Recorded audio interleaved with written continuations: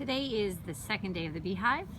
Yesterday was our install, so today was our first full day that the bees have been in here. It is Monday, April 11th. And I was surprised when I came out and saw how active and crazy the bees are. They're really kind of frantic. There doesn't seem to be a whole lot of rhyme or reason to what they're doing, and there's a lot of them. I'm very pleased. The hive is right below this beautiful crabapple tree that's in bloom, and so they are all over the tree, which is great for the hive. They are collecting lots of pollen and taking it back into the hive. But as I said, I was surprised at the amount of activity, and I think perhaps it's just settling in and getting the lay of the land and all of that. I'm gonna try and get real close so you can see without being in the shadow there. There's one little hole where they come in and go out of, and they're gathered around it.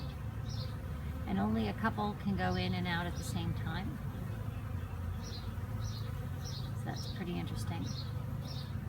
Let's see if I can show you the different kinds of bees.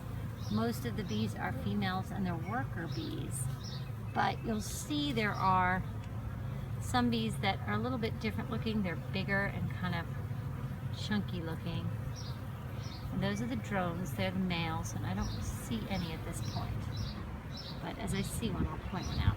One of the interesting things that I noticed was how much water they drank. Yesterday this was filled up to about here.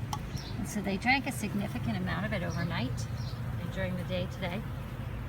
When I came out in the middle of the night, or not the middle of the night, but it was, before I went to bed and it was dark, all the bees had gone in. There was no sign of life, which I thought was kind of neat. I was able to put my ear against the box and hear them buzzing away inside.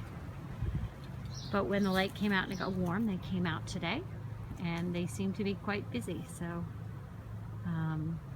hopefully inside they've released the queen and they've started building the comb.